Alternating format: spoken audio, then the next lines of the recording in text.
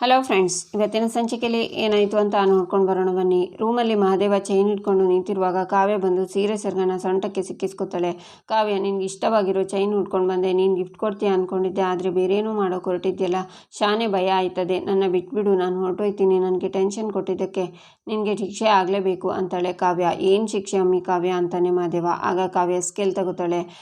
ಅಯ್ಯೋ ಅಮ್ಮಿ, ಅವೆಲ್ಲ ಬೇಡ, ಹೊಡೆದ್ರೆ ನನ್ನ ತಲೆ ಎಗರುತ್ತೆ ಕಣಮ್ಮಿ, ಬೇಡ ಅಂತಾನೆ ಮಹಾದೇವ. ಆಗ ಕಾವ್ಯ ಮಹಾದೇವ ಒಂದ್ರ ಮೇಲೆ ಒಂದು ಹೊಡಿತಾನೆ ಬರ್ತಾಳೆ.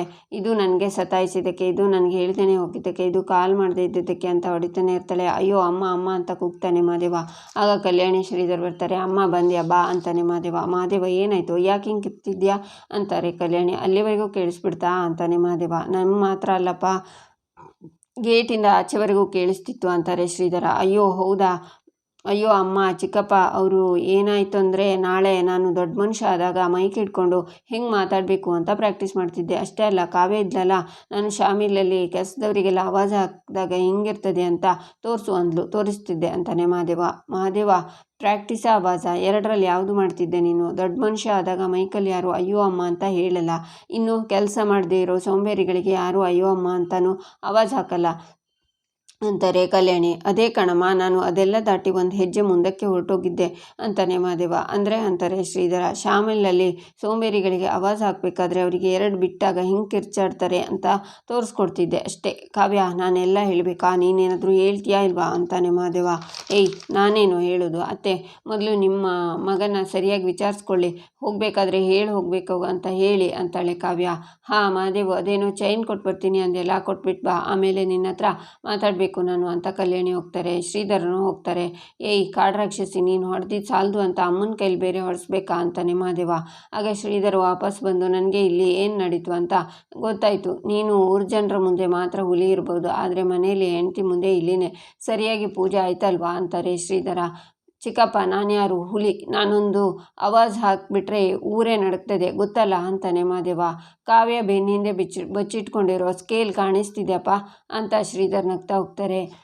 ಮಹಾದೇವ ಸರ್, ಇನ್ನು ಇಲ್ಲೇ ಇರ್ತಿರೋ ಬೇರೆ ಏನಾದರೂ ಬೇಕಾ ಅಂತಾಳೆ ಕಾವ್ಯ. ಬೇಕು ಅಂತ ಕೇಳಿದರೆ ಕೊಡ್ತೀಯಾ ಅಂತಾನೆ ಮಹಾದೇವ. ಏನು ಬೇಕು ಅಂತ ಮತ್ತೆ ಹೊಡಿತಾಳೆ ಕಾವ್ಯ. ಒಂದೇ ಒಂದು ಮುತ್ತು ಬೇಕು, ಕೊಡ್ತೀಯಾ ಅಂತಾನೆ ಮಹಾದೇವ. ಮುತ್ತಬೇಕಾ ನಿನಗೆ ಅಂತ ಕಾವ್ಯ ಮತ್ತೆ ಹೊಡಿತಾಳೆ. ಅಯ್ಯೋ ಕಾವ್ಯ, ಅಮ್ಮ ಬಂದರು, ಇನ್ನೊಂದು ಸಲ ಅಂತ ಮಹಾದೇವ ಅಲ್ಲಿಂದ ಓಡ್ತಾನೆ. ಈಚೆ ಜನ ಎಲ್ಲ ರಾಮ್ಗೆ ಹೊಡಿತಾ ಇರ್ತಾರೆ. ಬಿಟ್ಬಿಡಿ ಸರ್ ಅಂತ ರಾಮ್ ಕೂಗ್ತಾ ಇರ್ತಾನೆ. ಆಗ ಪೊಲೀಸ್ ಇನ್ಸ್ಪೆಕ್ಟರ್ ಬಂದು, ಬಿಟ್ಬಿಡಿ ಅವರನ್ನು, ಏನು ನಡೀತಿದೆ ಇಲ್ಲಿ ಅಂತಾರೆ. ಸರ್, ಇವನ ಹೆಂಡ್ತಿನ ಕೈಯಾರೆ ತಳ್ಬಿಟ್ಟೆ ಸರ್, ನನ್ನ ಕಣ್ಣಾರೆ ನೋಡಿದ್ದೀನಿ ಅಂತ ಒಬ್ಬ ಹೇಳ್ತಾನೆ. ಸರ್, ನನ್ನ ಹೆಂಡ್ತಿ ಕೆಳಗೆ ಬಿದ್ದೋಗ್ಬಿಟ್ಟಿದ್ದಾಳೆ ಸರ್, ನನ್ನ ಪ್ರೇಮ ಸರ್ ಅಂತಾನೆ ರಾಮ್. ಇವರು ಹೇಳಿದ್ರಲ್ವಾ ನಿಮ್ಮ ಹೆಂಡ್ತಿನ ನೀವೇ ಕೆಳಗಡೆ ತಳ್ಳಿದ್ರಿ ಅಂತ ಅಂತಾರೆ ಇನ್ಸ್ಪೆಕ್ಟರ್. ಇಲ್ಲ ಸರ್, ನಾನು ತಳ್ಳಿಲ್ಲ, ಕೆಳಗಡೆ ಜಿಗಿತೀನಿ ಅಂತ ಅವಳು ಹಠ ಮಾಡ್ತಿದ್ಲು, ಹೆದರಿಸೋಕೆ ಜಿಗಿ ಅಂತ ಅಂದೆ ಸರ್. ನಿಜವಾಗ್ಲೂ ಬಿದ್ದು ಹೋಗ್ಬಿಟ್ಟಿದ್ದಾಳೆ ಸರ್, ನಿಜವಾಗ್ಲೂ ಬಿದ್ದೋಗಿದ್ದಾಳೆ ಅಂತಾನೆ ರಾಮ್. ಇದೇನೋ ತಮಾಷೆ ಮಾಡೋ ಜಾಗನೇನಯ್ಯ, ಬುದ್ಧಿ ಇಲ್ವಾ ನಿನಗೆ? ಇಂಥ ಕಂದಕದ ಮುಂದೆ ನಿಂತ್ಕೊಂಡು ಸಾಯೋ ಮಾತಾಡ್ತಿದ್ಯಲ್ಲ, ನಾಚಿಕೆ ಆಗಲ್ವಾ? ಎಂಥ ಗಂಡನು ನೀನು ಅಂತಾರೆ ಇನ್ಸ್ಪೆಕ್ಟರ್.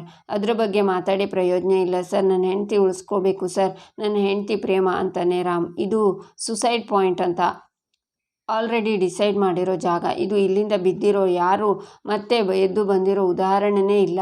ಶವ ಪತ್ತೆ ಮಾಡೋದಕ್ಕೆ ಎಕ್ಸ್ಪರ್ಟ್ಸ್ಗೆ ಹೇಳಿದ್ದೀನಿ, ಅವ್ರು ಬರ್ತಿದ್ದಾರೆ. ಒಂದು ವೇಳೆ ಈ ಕೊಲೆಯಲ್ಲಿ ನಿಮ್ಮ ಕೈವಾಡ ಏನಾದರೂ ಇದೆ ಅಂತ ಗೊತ್ತಾದರೆ ನಿಮಗೆ ಭೂಮಿ ಮೇಲೆ ನರಕ ತೋರಿಸ್ತೀನಿ ಅಂತಾರೆ ಇನ್ಸ್ಪೆಕ್ಟರ್. ಪ್ರೇಮ ಪ್ರೇಮ ಅಂತ ಜೋರಾಗಿ ಅಳ್ತಾ ಕೂಗ್ತಾನೆ ರಾಮ್.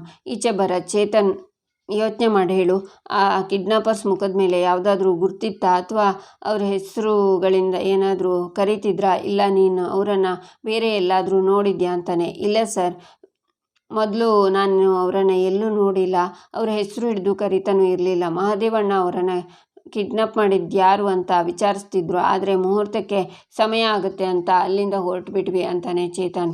ಫೋಟೋಸ್ ತೋರಿಸಿದ್ರೆ ಅವರೇನಾದರೂ ನಿನ್ನ ಎದುರುಗಡೆ ಬಂದರೆ ನೀನು ಅವರನ್ನು ಗುರ್ತಿಡಿತೀಯಾ ಅಂತಾನೆ ಭರತ್. ಎದುರುಗಡೆ ಬಂದರೆ ನಾನು ಖಂಡಿತ ಗುರ್ತಿಡಿತೀನಿ, ಅದಕ್ಕೂ ಮಿಕ್ಕಿ ನನಗೇನಾದರೂ ಸುಳಿವು ಸಿಕ್ಕಿದ್ರೆ ನಾನು ತಕ್ಷಣವೇ ನಿಮಗೆ ತಿಳಿಸ್ತೀನಿ ಅಂತಾನೆ ಚೇತನ್. ಸರಿ ಚೇತನ್, ನಾನಿನ್ನು ಮತ್ತೊಮ್ಮೆ ಸ್ಟೇಷನ್ಗೆ ಕರೆಸ್ತೀನಿ, ಅಲ್ಲಿ ಕೆಲವೊಂದಿಷ್ಟು ರೌಡಿಗಳ ಫೋಟೋಸ್ ಇರುತ್ತೆ, ಅದನ್ನು ನೋಡಿ ಐಡೆಂಟಿಫೈ ಮಾಡೋಕ್ಕಾಗುತ್ತಾ ನೋಡೋಣ ಅಂತಾನೆ ಭರತ್. ಆಗಲಿ ಸರ್ ಅಂತಾನೆ ಚೇತನ್. ಭರತ್ ಅಲ್ಲಿಂದ ಹೋಗ್ತಾನೆ. ಆಗ ಅಲ್ಲೇ ಅಂಗಡಿಗೆ ಚೇತನ್ ಕಿಡ್ನಾಪ್ ಮಾಡಿದವನು ಬಂದು ಜ್ಯೂಸ್ ಕುಡಿತಾ ಇರ್ತಾನೆ. ಚೇತನ್ ಅವನ್ನ ನೋಡಿ ಕಿಡ್ನಾಪರ್ಸ್ ಅಲ್ವಾ ಅಂತ ಭರತ್ ಸರ್ ಅಂತ ಕೂಗ್ತಾನೆ. ಆದರೆ ಭರತ್ಗೆ ಕೇಳಿಸಲ್ಲ. ಕಾರ್ ಹೊತ್ಕೊಂಡು ಹೋಗ್ತಾನೆ. ಆಗ ಚೇತನ್ ಕಿಡ್ನಾಪರ್ಸ್ ಹತ್ರ ಬಂದು ನಾನು ಯಾರು ಅಂತ ಗೊತ್ತಾಯ್ತಾ ಅಂತಾನೆ. ನೀನು ಯಾರೋ ಗೊತ್ತಿಲ್ಲ ಅಂತಾನೆ ಕಿಡ್ನಾಪರ್ಸ್. ಏಯ್ ನಾನು ಯಾರು ಅಂತ ಗೊತ್ತಿಲ್ವಾ ಅಂತ ಅವ್ನು ಕಾಲರ್ ಪಟ್ಟಿನ ಇಟ್ಕೋತಾನೆ ಚೇತನ್. ಏಯ್ ಗೊತ್ತಿಲ್ಲ ಎತ್ತೋ ಕೈನ ಅಂತಾನೆ ಕಿಡ್ನಾಪರ್ಸ್. ನಾನು ನಿನಗೆ ನೆನಪಿಲ್ವಾ? ನೆನಪು ಮಾಡಿಸ್ತೀನಿ. ಅವತ್ತು ನನ್ನ ಮದುವೆ ಮಂಟಪದಿಂದ ಕಿಡ್ನಾಪ್ ಮಾಡಿ ಗೋಡೌನಲ್ಲಿ ಕೂಡಾಕಿದ್ರಲ್ಲ, ನೆನ್ಪು ಬರಲಿಲ್ವಾ? ಇವತ್ತು ಸಿಕ್ಕಾಕೊಂಡೆ ಮಗನೇ, ನಡೆಯೋ ಸ್ಟೇಷನ್ಗೆ. ಏಯ್ ಸತ್ಯ ಹೇಳೋ, ನನ್ನ ಕಿಡ್ನಾಪ್ ಮಾಡೋಕ್ಕೆ ನಿನಗೆ ಯಾರು ಕಳಿಸಿದ್ದು? ಆ ಮಲ್ಲಿನ ಇಲ್ಲ ಬೇರೆಯವರ? ಹೇಳೋ ಅಂತಾನೆ ಚೇತನ್. ಏಯ್ ಯಾರು ನೀನು? ಎತ್ತೋ ನನ್ನ ಕಾಲರ್ ಮೇಲಿನ ಕೈನ ಅಂತಾನೆ ಕಿಡ್ನಾಪರ್ಸ್. ಯಾರು ಅಂತ ಗೊತ್ತಿಲ್ವಾ? ನಡೆಯೋ ಪೊಲೀಸ್ ಸ್ಟೇಷನ್ಗೆ, ನಿನ್ನ ಬಗ್ಗೆ ನಿನಗೆ ಯಾರು ಅಂತ ತಿಳಿಸ್ತೀನಿ, ನಡೆಯೋ ಸ್ಟೇಷನ್ಗೆ ಅಂತಾನೆ ಚೇತನ್. ಆಗ ಅವನು ತಪ್ಪಿಸ್ಕೊಂಡು ಅಲ್ಲಿಂದ ಓಡ್ತಾನೆ. ಈಚೆ ಪ್ರೇಮ ಅಂತ ರಾಮ್ ಕೂಗ್ತಾನೆ. ಅವನ ಹತ್ರ ಲೇಡಿ ಪೊಲೀಸ್ ಇರ್ತಾರೆ. ಮೇಡಮ್ ಶಂಕರಣ್ಣನವರು ಇಲ್ವಾ ಅಂತ ಎಕ್ಸ್ಪರ್ಟ್ಸ್ ಕೇಳ್ತಾರೆ.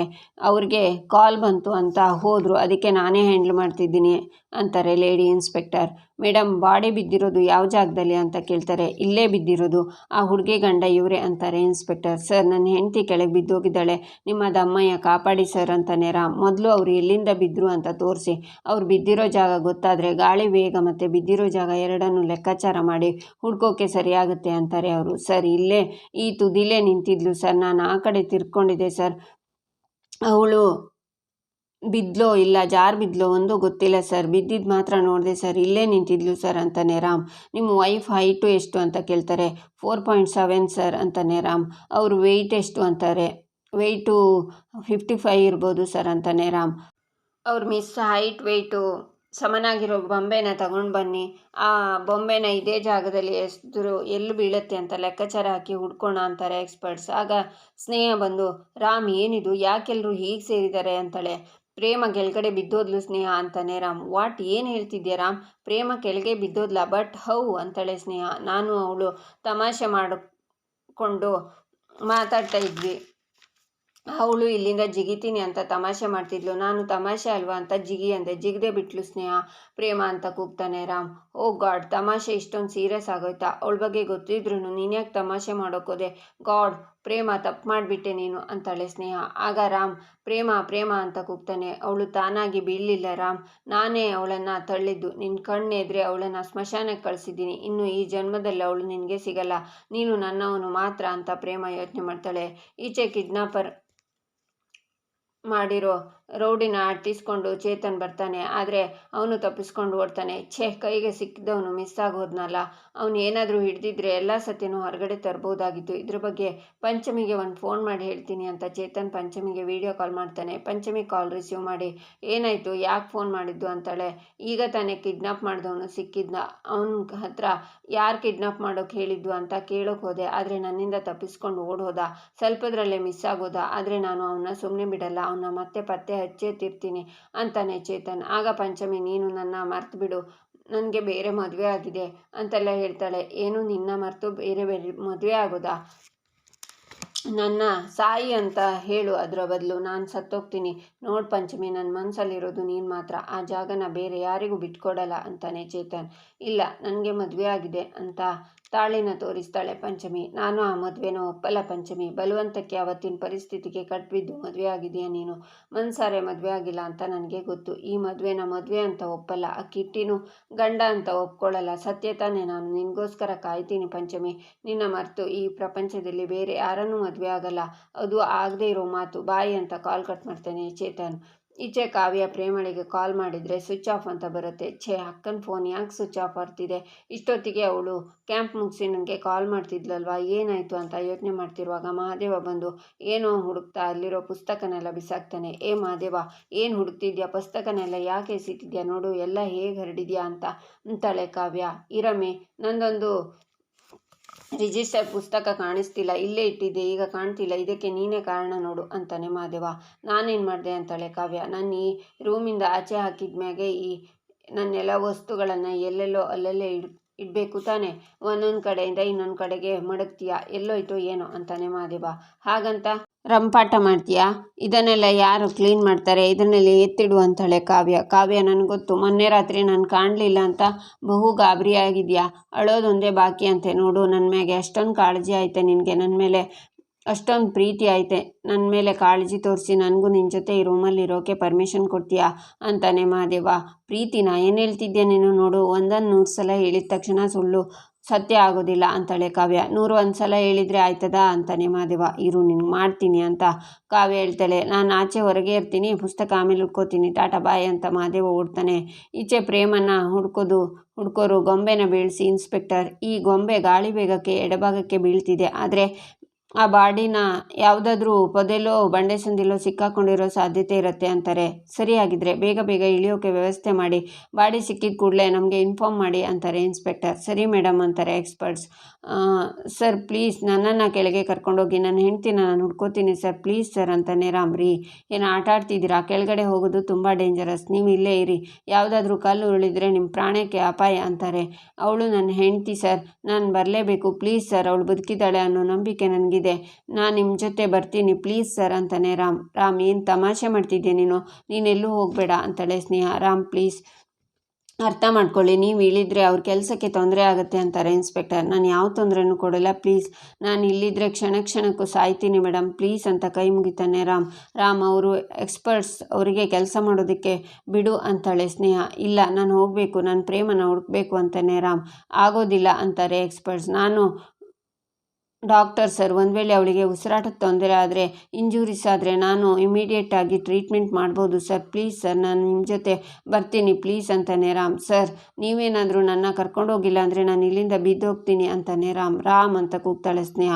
ನೋಡಿ ರಾಮ್, ಕೆಳಗೆ ಹೋದ್ಮೇಲೆ ನಾವು ಹೇಳಿದಾಗೆ ಕೇಳಬೇಕು, ಒಂದು ಸಣ್ಣ ತಪ್ಪು ಮಾಡಿದ್ರು ಇಬ್ಬರು ಪ್ರಾಣನೇ ಹೋಗುತ್ತೆ, ನೆನಪಿರಲಿ ಅಂತಾರೆ ಎಕ್ಸ್ಪರ್ಟ್ಸ್. ಸ್ನೇಹ ಸಿಟ್ಟಿಂದ ನೋಡ್ತಾಳೆ. ಬಳ್ಳಿ ಹಿಡ್ಕೊಂಡು ಎಕ್ಸ್ಪರ್ಟ್ಸ್ ಇಳಿತಾರೆ, ರಾಮ್ ಕೂಡ ಇಳಿತಾನೆ. ಎಲ್ಲರೂ ಪ್ರೇಮನ ಹುಡ್ಕೋಕೆ ಶುರು ಮಾಡ್ತಾರೆ. ರಾಮ್ ಪ್ರೇಮ ಅಂತ ಕೂಗ್ತಾನೆ. ಬಾಡಿ ಬಿದ್ದ ಜಾಗ ಇಲ್ಲೇ ಹತ್ತಿರದಲ್ಲಿ ಇರಬೇಕು, ಎಲ್ಲರೂ ಹುಷಾರಾಗಿ ಹುಡುಕಿ ಅಂತಾರೆ ಎಕ್ಸ್ಪರ್ಟ್ಸ್. ರಾಮ್ ಸರ್ ಧೈರ್ಯವಾಗಿರಿ, ಆದರೆ ಒಂದು ನೆನಪಿರಲಿ, ಒಬ್ಬ ಮನುಷ್ಯ 500 ಅಡಿ ಎತ್ತರದಿಂದ ಬಿದ್ದರೆ ಆ ಮನುಷ್ಯ ಬದುಕಿರೋದು ಅಸಾಧ್ಯ ಅಂತಾರೆ. ಇಲ್ಲ ಸರ್, ಅವಳು ಬದುಕ್ತಾಳೆ, ಪಾಪ ಸರ್, ಪ್ರೇಮ ಜೀವನದಲ್ಲಿ ಎಷ್ಟೋ ಆಸೆ ಇಟ್ಕೊಂಡಿದ್ಲು ಸರ್, ಪ್ರೇಮ ಇಲ್ಲೇ ಎಲ್ಲೋ ಇರ್ತಾಳೆ ಸರ್ ಅಂತ ಪ್ರೇಮ ಅಂತ ಕರೀತಾನೆ ರಾಮ್. ಸರ್ ಇಲ್ಲಿ ಕಾಡು ಪ್ರಾಣಿಗಳು ಜಾಸ್ತಿ ಇದ್ದಾವೆ ಅಂತ ಫಾರೆಸ್ಟ್ ಡಿಪಾರ್ಟ್ಮೆಂಟ್ನವರು ಹೇಳಿದ್ದಾರೆ, ಒಂದು ವೇಳೆ ಬಿದ್ದ ತಕ್ಷಣ ಪ್ರಾಣ ಹೋಗಿದ್ರೆ ಅಷ್ಟರಲ್ಲಿ ಯಾವುದಾದ್ರೂ ಕಾಡು ಪ್ರಾಣಿ ಬಂದು ಶವನ ತಿಂದಾಕಿದ್ರೆ ಅಂತಾರೆ ಎಕ್ಸ್ಪರ್ಟ್ಸ್. ಏನ್ರಿ ಹೇಳ್ತಿದ್ದೀರಾ? ನಿಮಗೆ ಸ್ವಲ್ಪನಾದರೂ ಮನುಷ್ಯತ್ವ ಇದೆಯಾ?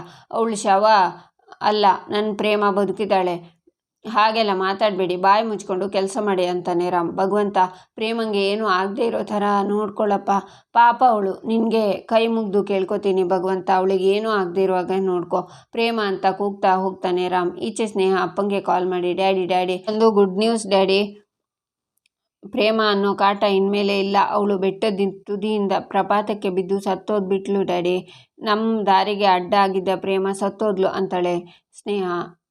ಈಚೆ ಬೊಂಬೆ ಬಿದ್ದಿರೋ ಜಾಗ ಸಿಕ್ಕಿದೆ.